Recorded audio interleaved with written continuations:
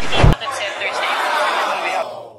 At dito naman po ay matutunghayan nyo si Senator Lawrence Bongo. Ito po yung nagkaroon ng award nitong nakaraang araw lang na siya ang Outstanding Senator of the Philippines. So ito naman papaliwanag niya kung paano nabuo itong Malasakit Center na binuo nila ni Pangulong Rodrigo Roa Duterte. So tunghayan na po natin, guys. Senador po ako, binigyan ako ng pagkakataon ng maging senador. Yung talagang pinush ko kagad at napirmahan na po ni Pangulong Duterte na ito na magkakaroon tayo ng 73 Malasakit Center sa lahat ng DOH run hospitals at sa mga lahat po ng provincial hospitals. Susunod lang sila sa criteria para po magkaroon ng Malasakit Center. Ang Malasakit Center sa loob ng East Avenue Medical Center ay isang one-stop shop para sa mga pasyente na nag-a-apply ng medical and financial assistance sa 4 na organisasyon kabilang na ang Department of Health, DSWD, PCSO at PhilHealth. Kayong mga taga Quezon City, pupunta kayo kay Mayor. Matulungin si Mayor. Pero may limitasyon ng pera ng gobyerno. Bibigyan kayo ng 20 mil. 67,000 yung pera ninyo. Ang bill ninyo, 67. 20 mil. Pila na naman kayo sa PCSO Martes. Madaling araw pa lang. Pipila kayo. Hingin kayo. Bibigyan kayo ng 10,000. Miyerkules, pipila kayo sa DOH. Huwebes, pipila kayo sa DSWD. Biyernes, pipila kayo sa PhilHealth. Ubus yung panahon ninyo. Ubus pa yung pamasahe ninyo sa kakapila. Tapos yung pasyente nyo na naantay doon. Hindi naman talaga ang totoo. Ito lang, pera nyo naman yan. Ano yung pagpapakawo? Ngayon, meron na kayo, kaya tayo may Malasakit Center. Nasa loob na ng hospital. Nasa bubong ng hospital. Nandun na po yung 4 na ahensya ng gobyerno. PhilHealth, PCSO, DOH, DSWD. At hindi na ho kayo kailangan lumabas pa. At doon na po sa loob na isang araw na po. Tapos na po yung proseso. Kung may balance, tutulong yung 4 na ahensya. Pagkatapos, 67,000, 10,000 sila. Kung may balance kayo, babayaran po ng hospital ng Malasakit Center. Zero balance po ang pamilya ng Malasakit. Una dito, binisita ni Senator Go ang mga nasunugan sa Barangay Dulong Bayan 1, San Mateo Rizal na aabot sa 25 bahay ang natupok ng apoy at nasa 56 na pamilya ang naapektuhan habang isang 10-years-old naman na babae ang namatay. Meron po ako dalang konting tulong na pinansyal. Akin po ito, ibigay po namin mamaya at saka may dala rin po akong grocery items na po kayo makakatama. Iba yung pinansyal, iba yung grocery. Yung mga estudyante na nasunugan, sino po nasunugan na estudyante rito? Ako na po bibili ng mga uniforme ninyo. Sunod na pinuntahan ni Go ang may 300 pamilya na nasunugan sa Barangay Rosario Rodriguez Rizal na pansamantalang tumutuloy sa evacuation center. Lahat ng mga biktima ng sunog ay nabigyan ng pinansyal na tulong mula sa senador. Iba pa sa tulong na ibibigay ng DSWD, NHA at maging ng DTI. Ngayon, sinama ko rin po yung mga kasamaan ko sa gobyerno. Meron tayong programa sa gobyerno, ang DSWD. Iba yung sabi ko, iba yung akin. Ang DSWD po, may dala rin po silang financial assistance po para sa inyo, Marco. Makakatanggap po na kayo. Ngayon, aside sa financial assistance, kung sino gusto mag-avail ng livelihood, sustainable livelihood program, pwede po kayong maka-avail rin po sa DSWD. I-interviewin lang po kayo.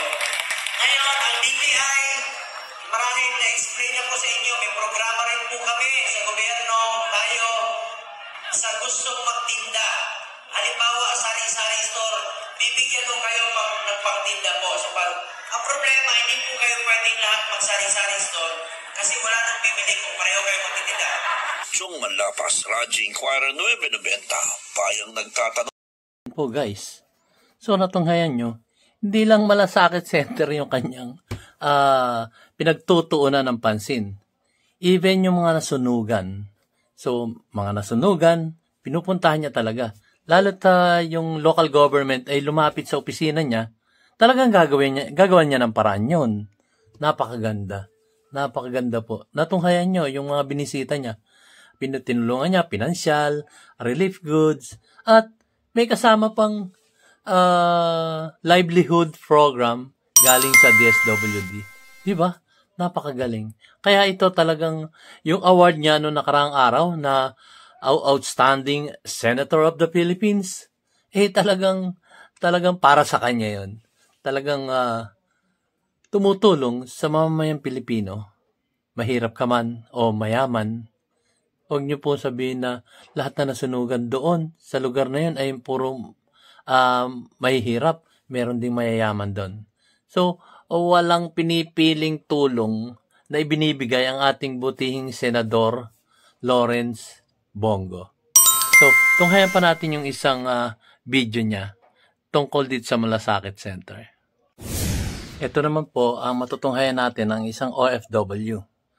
Kasi meron silang mga ospital, ang sinasabi niya, hindi kung sila OFW na active, sila may possibility na tulungan talaga ng OFWs ng departamentong yon. So, ngayon, doon sa ospital ng OFWs, naroon na rin ang Malasakit Center para tumulong sa ating mga OFWs na nangangailangan ng tulong medikal para sa kanilang kalusugan. So, tunghayan po natin, napakaganda po ng mga nangyayari patungkol dito sa Malasakit Center. Pati ang OFW, sinakop na nila, di ba? Kasi may sarili silang ospital. Pero ngayon, doon sa ospital ng OFW, nilagyan na rin ng Malasakit Center para malaki-laki ang budget para sa mga nangangailangan ng tulong. So, tunghayan po natin, guys. Overseas for more than a decade. Now retired at 68 years old, he says it's difficult to pay for his medical needs. With a small pension, he says he could hardly afford the medicines such as insulin. Kaya po kami nandito sa Malasakit.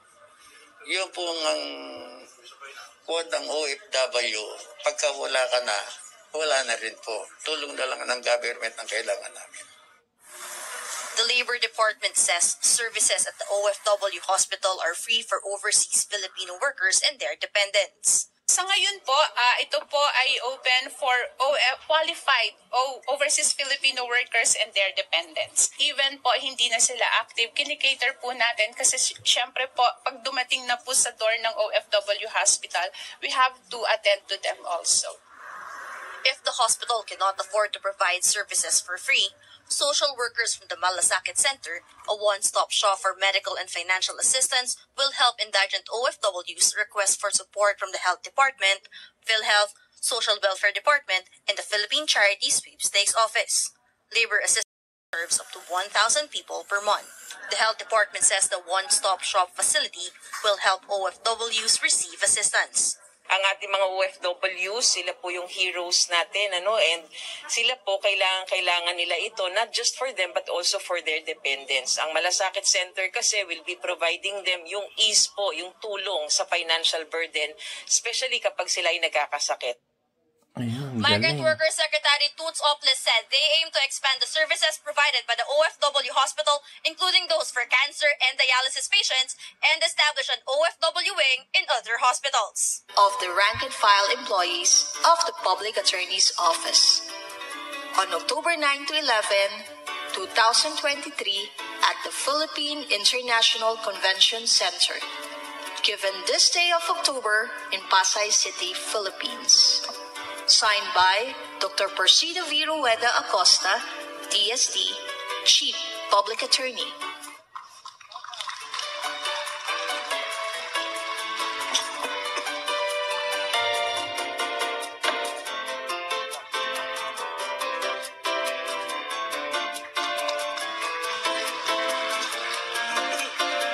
Nice. Woo. Diba? Working senator yan. Our awardee as Outstanding Senator, Christopher Lawrence Bongo. Yes! Nagtatrabaho talaga. Naglilingkod sa ating mga mamamayang Pilipino.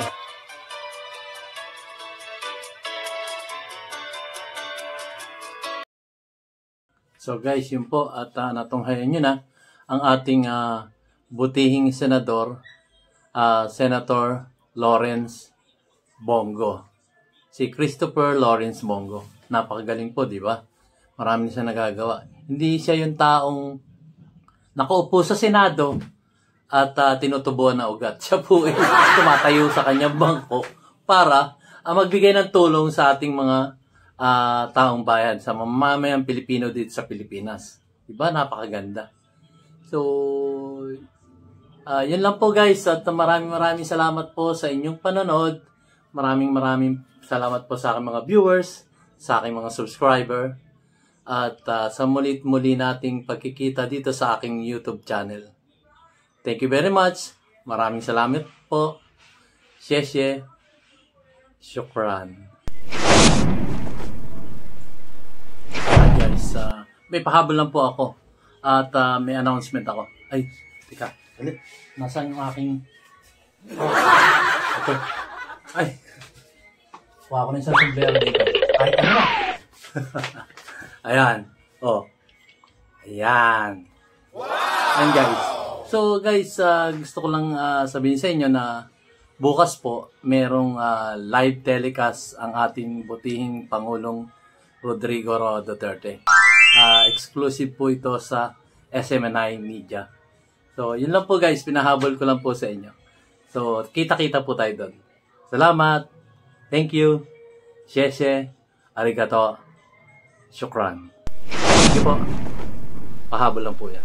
See you on my next vlog.